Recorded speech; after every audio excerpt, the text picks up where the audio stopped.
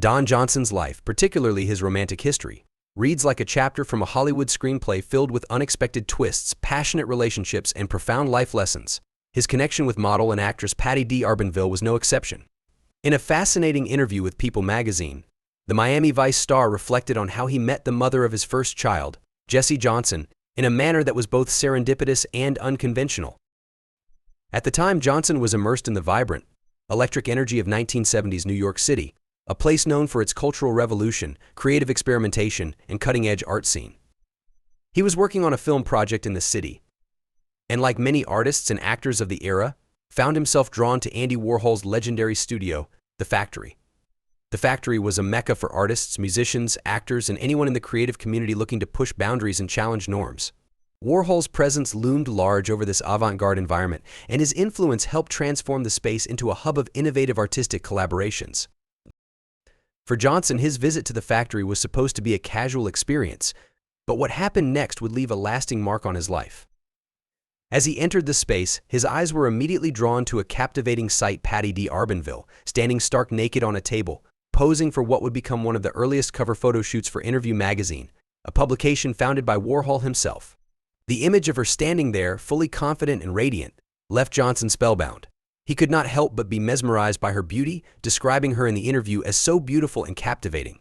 At that moment, he felt an undeniable pull toward her. D'Arbanville's boldness and charm were unmistakable, and from that chance encounter, sparks flew between the two.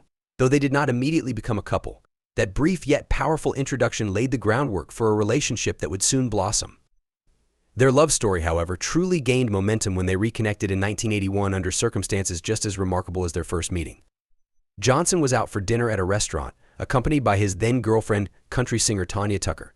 As fate would have it, D'Arbanville happened to be at the same restaurant, and by the end of the evening, Johnson, unable to resist the connection he still felt with her, left with D'Arbanville instead of Tucker.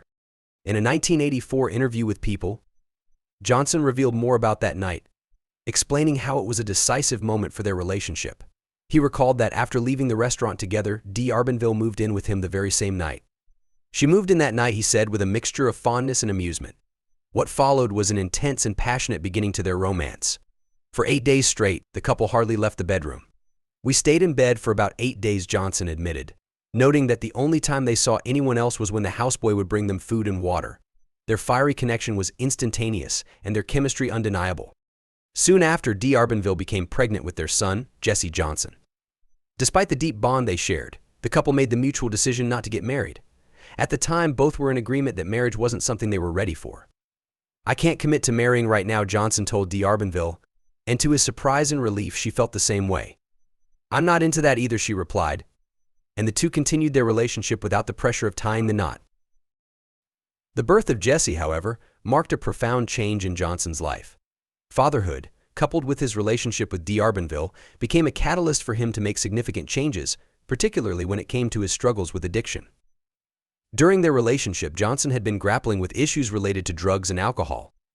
His party-heavy lifestyle had begun to take its toll, but it wasn't until he saw D'Arbanville with their baby that he had a moment of clarity.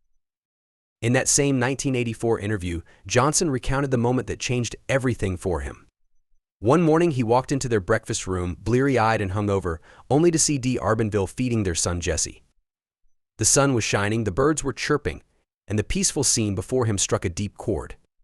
As he sat there, taking in the sight of his family, he realized that his self-destructive behavior was threatening to tear apart the life he had built with them.